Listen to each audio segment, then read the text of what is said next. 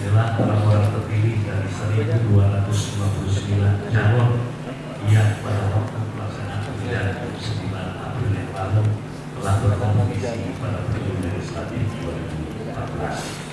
Rakyat Aceh telah memilih perwakilannya sebagai anggota DPR dengan harapan mereka tentunya akan menyampaikan aspirasi rakyat. Akhirnya kemaslahatan rakyat Aceh akan berperan di dalam pemerintahan Aceh.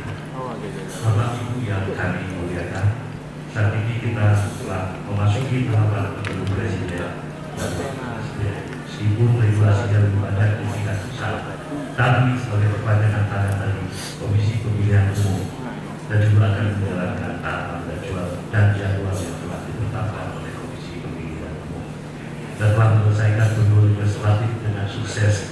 Harapan kita semoga pemilu presiden akan datang insyaallah dilaksanakan pada 9 Juli mendatang berjalan dengan sukses pula tanpa kendala yang berarti.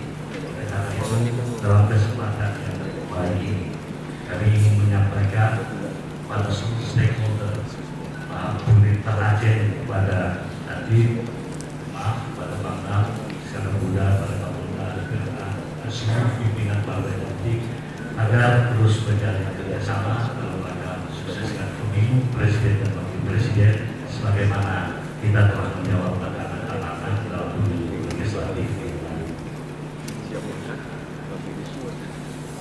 Untuk itu, kami kita kerjasama yang baik ini terus terjalin dan dapat terus berlanjut dalam menghadapi pemilu presiden tahun 2014.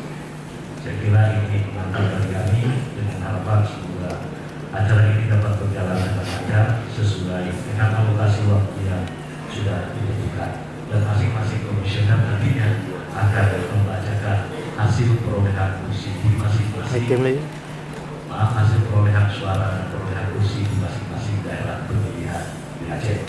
Akhir kata kami mengucapkan billahi taufiq wal hidayah.